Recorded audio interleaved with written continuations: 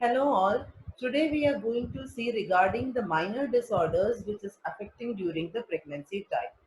So pregnancy, it is a joyful time, but the women may have to suffer some sort of minor disorders because of her changes in the hormonal balance and also because of her posture changes.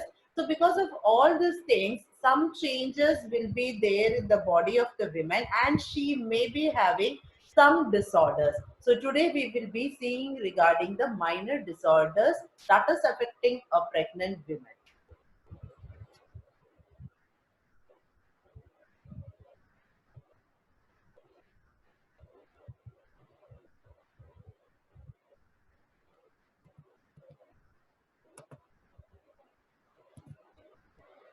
So minor disorders during pregnancy. So women is experiencing some sort of minor ailments during the pregnancy time, either because of the hormonal changes or because of the metabolic changes happening in her body. And because of this hormonal changes and because of the metabolic changes, this mother need to cope up with all these things. She has to cope up with the systemic changes in her body, and also her body will be coping up with the minor disorders during the pregnant time. So system wise, what are all the disorders, minor disorders that will affect a woman which is not causing any serious issues? So we will be seeing regarding each disorders according to the system. So, in the digestive disorder, if you're seeing nausea and vomiting, heartburn, talism, pica, and constipation are some sort of disorders, minor disorders, which we can see during the pregnancy time. So, nausea and vomiting, which will be starting in the very early stage of the pregnancy, and 50% of all the women they will be having this common minor disorder, and this is because of the hormonal imbalance, and usually this is seen in the first trimester and mainly for the primary gravida mother. So what is the management for this? So we have to reassure the mother that after the first trimester that will be subsiding. Also, whenever she is getting up from the bed, we have to tell her to move her limbs and then she has to get up from the bed. Also, she has to take some dry toast or biscuit. Also, she should avoid the fatty foods and liquids in her empty stomach, and these are the some minor management things. So in this management steps, if we cannot able to stop the nausea and vomiting, if it is not subsiding, we can tell the mother to use the antiemetic drugs. So what is that management for that nausea and vomiting? We have to reassure the mother that after the first trimester it will be subsiding. We should tell her to move her limbs before getting up from bed. She has to take the dry toast and biscuits. Also, she should avoid fatty and spicy foods and also fluids in her empty stomach. Coming to the second one, heartburn. So what is heartburn? The mother will be feeling a burning pain, burning sensation in the mediastinal region. And why this is there? This is caused when the smooth muscles are relaxed by the progesterone during the pregnancy. And this usually it is seen between the 30th to the 40th week. What are the management techniques or management criteria we have to follow? The mother has to take small and frequent diets. She has to restrict her fatty food and spicy foods. Regular bowel action should be there. She has to empty her bowel regularly. Also, she has to sleep in the semi-fowler's position so that that burning pain we can able to avoid it. Next is chalism. During the pregnancy, the mother may have excessive salivation, and that excessive salivation during the pregnancy it is termed as talism, and this is usually seen from the 8th week and caused by the hormonal changes. Next one, what are the management techniques? So we can advise the mother to use some chewing gums, mouthwashes, candy, so that she can able to avoid this situation. Next is pica. Because of the changes in metabolism and because of the hormonal changes, the mother may crave for unnatural food substances during the pregnancy. So when the mother craves for the unnatural food substances during the pregnancy, you can call it as pica. And what is the management measures? We have to keep all the natural foods near to the mother, and we should encourage her to take the natural foods, avoiding all type of unnatural food substances. Next one, constipation. Again, because of the smooth muscle relaxation, because which is caused by the progesterone, the mother may feel constipation during the pregnancy time. So encourage her for having the regular bowel habits. She should take plenty of oral fluids. See that she is taking warm water in the morning, or advise her to take warm water in the morning, and also advise her to take the fiber-rich content or fiber-rich diet. So this is the disorders we can see in the digestive system: nausea and vomiting, heartburn, talism, pica, and constipation. Moving on to the next system, that is the musculoskeletal system. Mainly two types of minor disorder is there. Number one, backache, and second one, it is the leg cramp. So whenever her weight is increasing gradually, that is in the later months, later trimester, her abdominal muscles are also stretching, so she will be having backache. And what we can able to do in order to avoid it, we should tell the mother regarding sitting or lying down or walking or standing in the right posture. She has to maintain the right posture, right alignment of her body, so that we can able to avoid this minor disorder. Also, we can able to massage, doing some massage in her back and advising her to take rest. Also, by this simple measures, if it is not reducing, we should tell her to take analgesics as per the prescription of her obstetrician. So always remember, the mother has to take any medicines as per the prescription of her obstetrician. Second one, leg cramp. So usually this leg cramps, it is occurring at the night, because when the calcium it is reducing and the serum phosphorus level when it is increasing in the blood, the mother is feeling leg cramps, especially during the night time. And what we have to do for this? So see that advise the mother to keep her foot elevated about 20 to 25 centimeter. Supplementary calcium therapy is the main management technique management.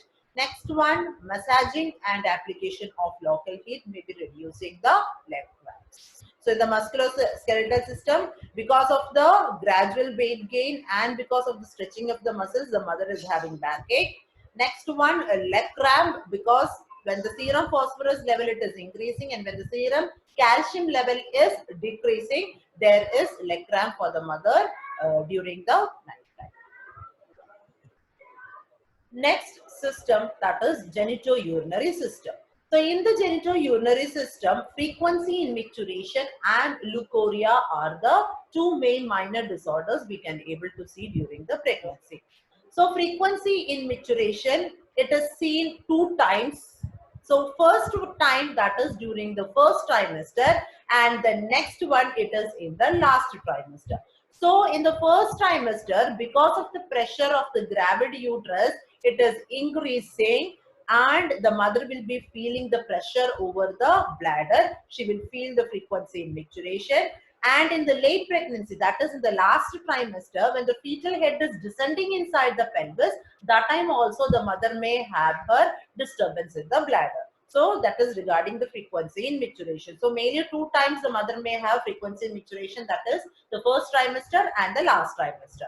So in the first trimester, because of the pressure of the gravid uterus. The gravid uterus, it is disturbing the bladder.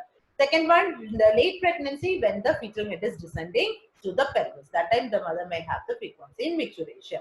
So nothing, no management techniques, only we have to advise the mother whenever she is feeling the urgency, she has to void. She has to empty her bladder and maintenance of local personal hygiene.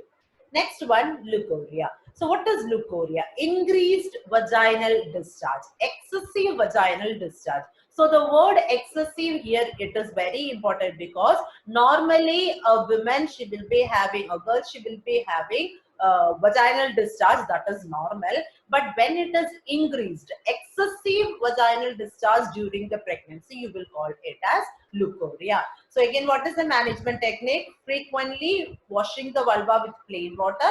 That is the maintenance of the local hygiene is the management technique. Next, in the circulatory system. So in the circulatory system, two types of another disorder, that is fainting and varicosities. So fainting in the early pregnancy, it is occurring due to the vasodilatation, and in the late pregnancy it occurs when the woman is lying over her back. So why it is happening? The weight of the uterus, the gravid uterus, that will exert pressure over the inferior vena cava and slows down the return of blood to the heart. Understood? So what is happening whenever the woman is lying on her back, the gravid uterus that will exert pressure over the inferior vena cava, and thereby it is slowing the return of blood to the heart. Because of this, the mother may feel fainting. So what is the management we have to do? We should tell her mother not to stand for a long time, taking proper rest, and the most important is that if she want to get up from the bed, she should lie to one side, that is turn on her side. So it is better that we should always advise the mother to sleep in the left lateral position, so that the gravid uterus, it will not disturb the inferior vena cava. So that is the management technique. Advise the mother to be in the left lateral position whenever she is lying down, and whenever she's getting up from the bed, she should get up like turning to one side, and then she should get up from her bed. Varicosities, the next one, that is in the circulatory system, the next one, it is varicosities. So because of, again, the progesterone, it is relaxing the smooth muscle, the mother may have varicosities mainly in the legs, and sometimes it can be seen in the anal region and in the vulval part also.